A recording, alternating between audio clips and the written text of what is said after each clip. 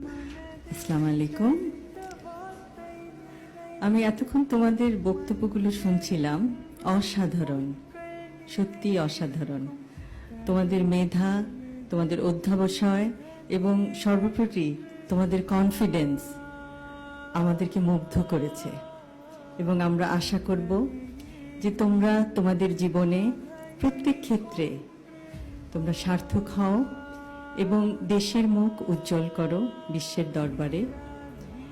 এবং বিজ্ঞানের প্রতি তোমাদের যেই মমত্ববোধ আমরা দেখতে পাচ্ছি, ভবিষ্যতে আমরা আশা করব তোমরা বিজ্ঞানের জগতে উদ্ভাবন করে পৃথিবীর সমগ্র মানুষের জন্য কিছু করবে এবং ইনশাল্লাহ আমাদের সবার সহযোগিতা পাবে।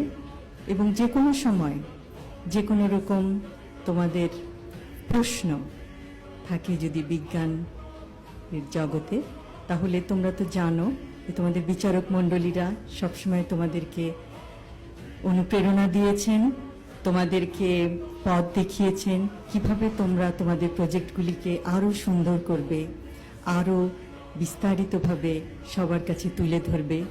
যে কোনো সময় তাদের কাছে যেতে পারো তোমাদের প্রশ্ন নিয়ে।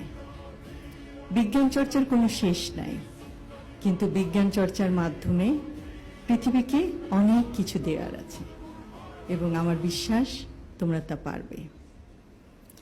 এবং আবারও জিয়াউর রহমান ফাউন্ডেশনের সকল সদস্যকে আমার আন্তরিক ধন্যবাদ জানাই এই পুরস্কার বিতরণী অনুষ্ঠানটি অত্যন্ত নিখুঁতভাবে পরিচালনা করার জন্য এবং এত বছর ধরে, প্রায় ২৬ বছর ধরে বাংলাদেশের এবং কিছু কিছু ক্ষেত্রে বিদেশের আপামর জনতার পাশে দাঁড়ানোর জন্য।